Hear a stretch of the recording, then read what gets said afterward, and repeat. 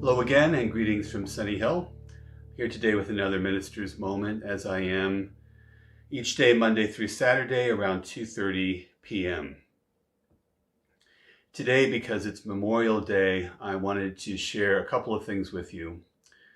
Yesterday in the New York Times, on the front page, they ran a special story that included the names of, I think, 1,000 of the people who had died so far in the United States, the almost 100,000 people who have died in the United States from COVID-19. And interspersed among all the names were little pieces of the obituaries that had run for each of those people when they died. It was an extremely moving and poignant piece, and it started to give a sense of the scale of the loss that people are experiencing, not just here, but around the world, and the very real things that are a part of those losses, the details of people's lives that were important and are remembered by those who love them.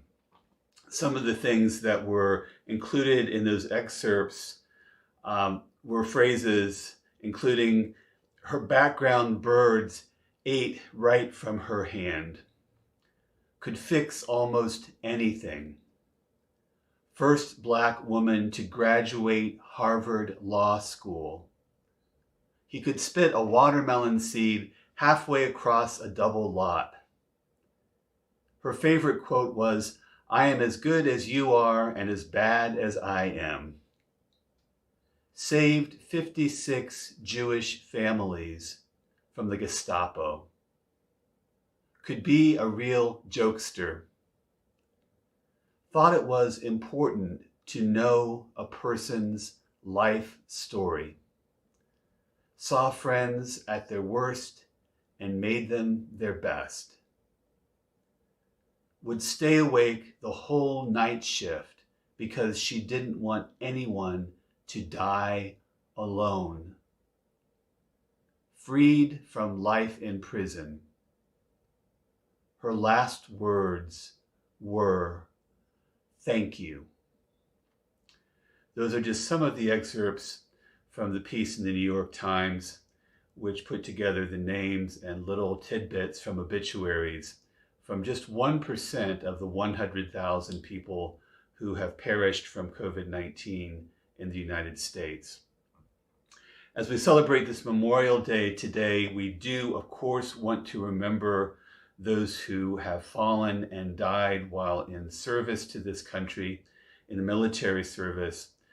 But we need also to be aware of the mourning that's going on for the losses of everyone who in the past several months has succumbed to and died from this pandemic. I think it's possible to mourn both of those things, to make space in our hearts for all of that. And in that spirit, I will read this poem, "We Remember Them," by Sylvan Kamens and Jack Reamer. In the rising of the sun and in its going down, we remember them. In the blowing of the wind and in the chill of winter, we remember them. In the opening of the buds and the rebirth of spring, we remember them. In the blueness of the sky and the warmth of summer, we remember them. In the rustling of the leaves and in the beauty of autumn, we remember them. In the beginning of the year and when it ends, we remember them. When we are weary and in need of strength, we remember them. When we are lost and sick at heart, we remember them.